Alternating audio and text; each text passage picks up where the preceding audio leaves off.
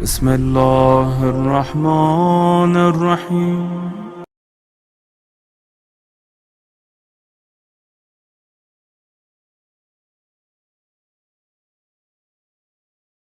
تھوڑی سی گستاخی کر لی تو پورے اعمال رائگا کر دوں گا، یہ نہیں پڑھا.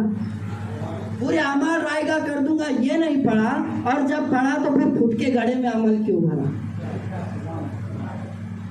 بس یہی حال ہے. لیکن ذرا غور کرے، جو باپ نے بیٹے کو حکم دیا تھا وہ دوسرا گھڑا لا کر، دوسرا مٹکا لا کر اس میں پھر سے پانی بھر سکتا ہے. قیامت کے دن کیا کہیں گا؟ اللہ مجھے دنیا میں پھر سے بھیج، میں سنی جماعت میں جا کر نیک عمل کر کے آتا ہوں.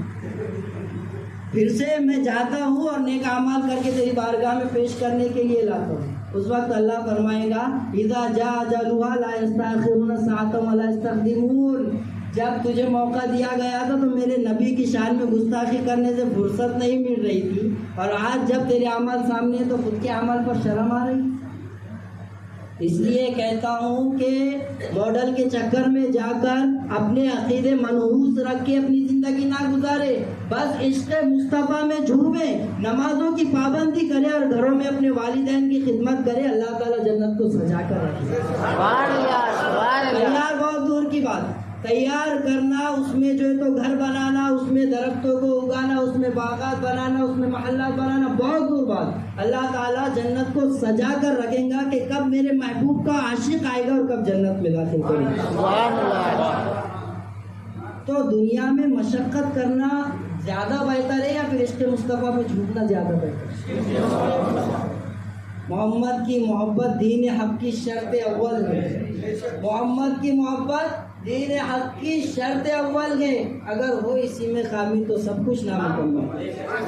دل میں عشق مصطفیٰ ہی نہیں، اور اس کے بعد اگر 40 نہیں بلکہ اگر زندگی بھر بھی چلے لگا دینا تو اس عشق مصطفیٰ نہ ہونے کی وجہ سے اس اعمال کا کوئی فائدہ نہیں. یہ میں نہیں کہہ رہا ہوں، قرآن کہہ رہا ہوں. کیونکہ میں تو کسی کو برا بولتا نہیں.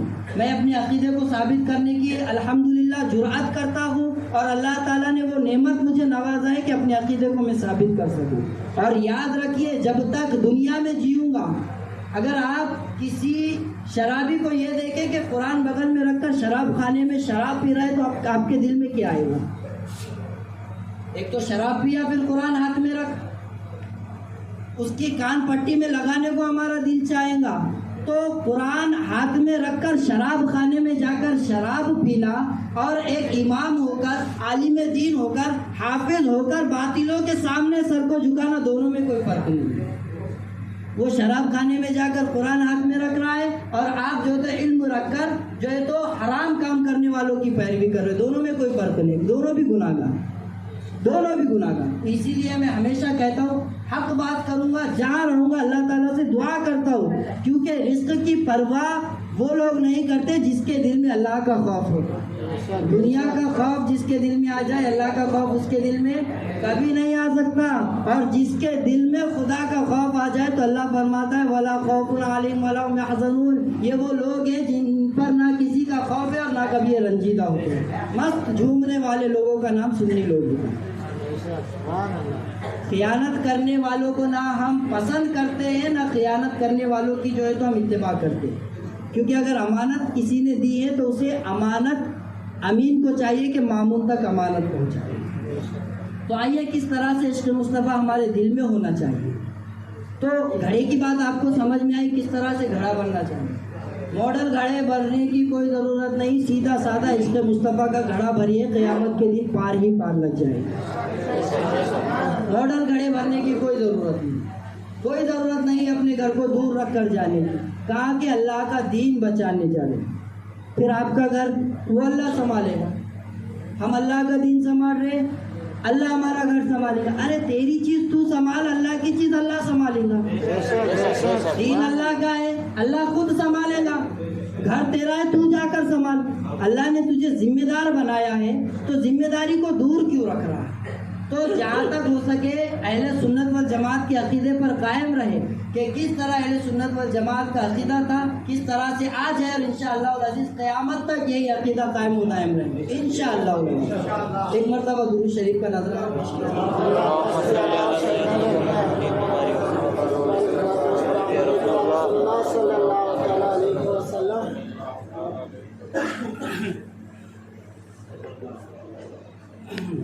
صلی اللہ علیہ نبی وعلی آلہ وصحبہ وبارک وسلم صلاۃ و سلام علیک یا رسول اللہ صلی اللہ علیہ وسلم۔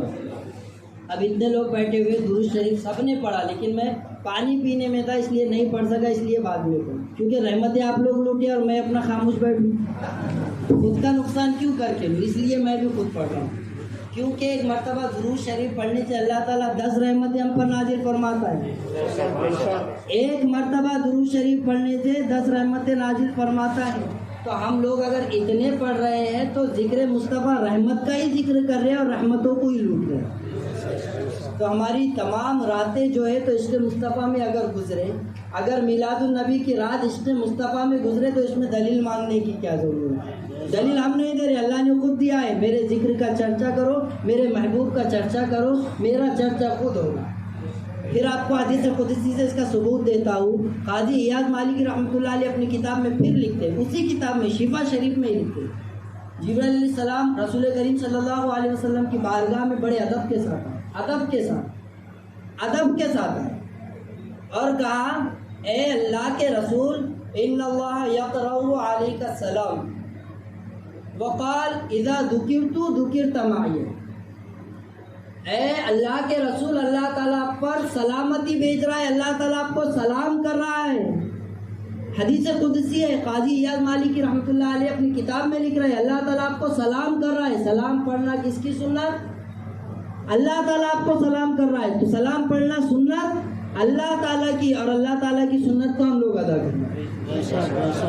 ان اللہ یقرأ علیک السلام، اے رسول خدا، اللہ آپ کو سلام کر رہا ہے، اور اس کے آگے کیا فرما رہا ہے؟ اذا ذکرت ذکرت معی، اے محبوب، جب جہاں کہیں میرا ذکر ہوگا میرے ساتھ ساتھ تیرا ذکر لازم وہاں پر ہوگا۔ آئیے ہماری اذانوں میں دیکھیے کہ اللہ اکبر کے ساتھ رسول اللہ کا نام، اشہد ان لا الہ الا اللہ کے ساتھ محمد رسول اللہ موجود، یہاں تک کہ نماز کس کے لیے پڑھی جاتی، نماز کس کے لیے پڑھی جاتی، عبادت کس کے لیے؟ رخ کیا میں نے، 2 رکعت نفل نماز ادا کرتا ہوں میں کس کے لیے؟ اللہ تعالیٰ کے واسطے، لیکن اللہ تعالیٰ کو یہ بھی گوار نہیں کہ عبادت میری اور اس میں میرے مصطفیٰ کا نام نہ ہو، تو فرمایا تحیات کو اس میں واجب قرار دو، میرے نبی پر خود سلام پڑھے۔ سلام پڑھنے کی دلیل مانگتا ہے، سلام پڑھنے سے انکار کرتا ہے، نماز کے لیے تو آئے گا وہاں پر سلام پڑھا کر بھیجیں گے، السلام علیکم ایھا النبی، اے نبی آپ پر سلامتی۔ اور اتحیات جو ہے، تشہد جو ہے، وہ ایک ایسی چیز ہے کہ اگر ہم درود ابراہیم چھوڑ دیں، دعائے معصورہ چھوڑ دیں تو ہو سکتا ہے ہماری نماز ہو جائے گی، سبحان رب العظیم اگر چھوڑ دیں تو ہو سکتا ہے نماز ہو جائے گی، لیکن اتحیات اگر چھوڑو گے، نبی پر سلام پڑھنا اگر چھوڑو گے تو ہماری نماز قبول نہیں ہوگی۔ نبی پر اگر سلام پڑھنا چھوڑ دو گے تو ہماری نماز قبول ہونے والی نہیں ہے۔ اسی لیے وہ شاعر کہتے ہیں کہ اگر دل میں عشق مصطفیٰ نہیں تو، اگر دل میں عشق مصطفیٰ نہیں تو چلاہٹ نمازوں سے جنت نہیں ملنے والی، کیونکہ جنت کس لیے سجائی گئی ہے؟ عاشق مصطفیٰ کے لیے۔ اور عاشق مصطفیٰ اگر نماز پڑھنے کے لیے ٹھہر جائے، نماز پڑھنے کے لیے اگر کھڑا ہو جائے تو وہ یہ نہیں سوچتا کہ میں گستاخی رسول میں جاؤں گا اور اللہ کی عبادت کروں گا۔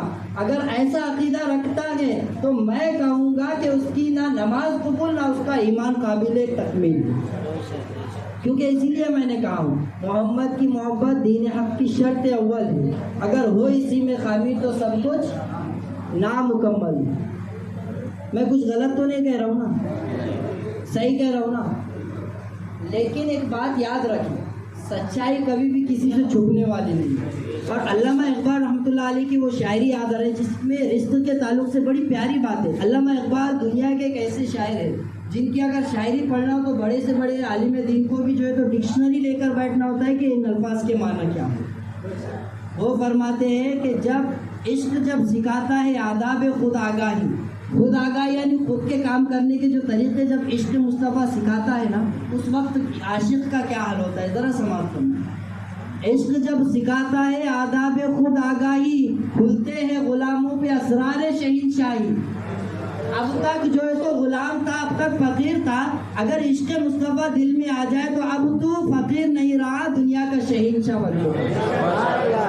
عشق جب سکھاتا ہے آداب خود آگاہی، کھلتے ہیں غلاموں پہ اسرار شہنشاہ، عطار ہو، رومی ہو، رازی ہو، غزالی ہو، کچھ ہاتھ نہیں آتا بے آہ سحرگاہی، کچھ ہاتھ نہیں آتا بے آہ سحرگاہی۔ اور میں جو شعر کہنا چاہ رہا ہوں، یہ شعر میں وہ جملہ موجود ہے، اور انشاءاللہ قیامت تک جب تک میرے سانس جاری رہیں گی تب تک میں یہ جملہ کہتا رہوں گا۔ اے طائر لاہوتی اس رزق سے موت بہتر، اے طائر لاہوتی اس رزق سے موت اچھی، جس رزق سے آتی ہو پرواز میں کوتاہی، جس رزق سے آتی ہو پرواز میں کوتاہی۔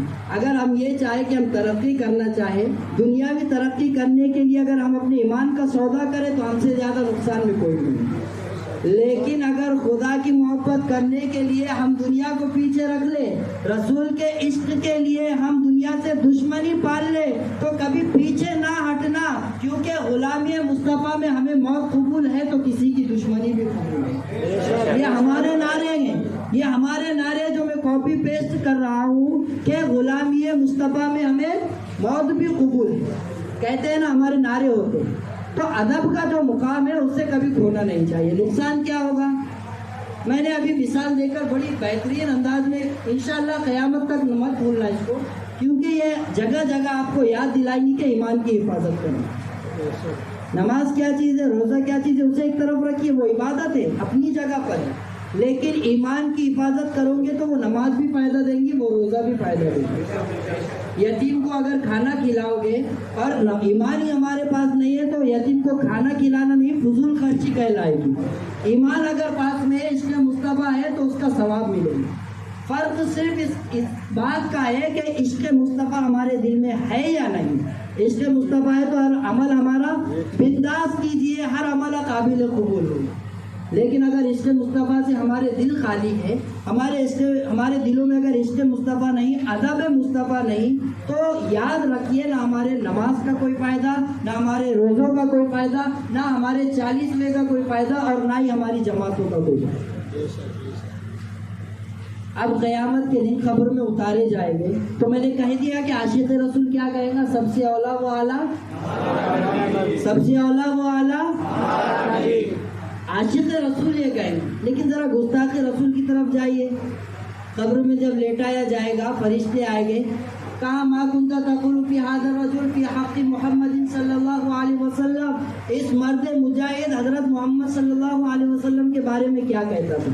ہم جیسا عاشق کہیں گا کہ ہمارے آقا ہیں، یہ ہمارے مولا ہے، ہم نے پوری زندگی ان کے عشق میں گزاری ہے، یہ ہم کہیں گے۔ لیکن ایک گستاخ رسول اس وقت میں کیا جواب دے؟ جس کی زبان پر کبھی میلاد مصطفیٰ کے نعرے نہ آئے ہو، جس کی زبان پر کبھی عشق مصطفیٰ کی جھلکیاں نظر نہ آئی ہو، جس کی زبان پر کبھی عشق مصطفیٰ کی تقاریر سجی ہوئی نظر نہیں آئی ہو، اس وقت میں وہ کیا کہیں گا؟ کیا کہیں گا ذرا سوچیے۔ فرشتے کہیں گے کہ بھائی کیا کہا کرتا تھا؟ حضور علیہ السلام سامنے موجود ہے، کیا کہا کرتا تھا جب تو زمین کے اوپر تھا، زمین کے اندر ہے، اب بول کیا کہا کرتا تھا؟ تو کیا وہ یہ کہیں گا کہ ان کا میلاد منانا شرک تھا؟ کیا وہ یہ کہیں گا کہ رسول کریم کے نام پر جو ہے تو جھنڈے لگانا، ذاتیں سجانا، جو ہے تو راتوں کو منور کرنا، یہ شرک تھا؟ نہیں، بلکہ تو مرتے وقت میں اور مرنے کے بعد ایمان لانے کا فائدہ نہیں ہے۔ یہ میں نہیں کہہ رہا ہوں، قرآن کہہ رہا ہوں، قرآن کہہ رہا ہے لن تکو تنفعہم، کافر وہ لوگ جو موت کو دیکھ کر یہ کہیں کہ آج ہم نے ایمان لا لیا، تو ان کافروں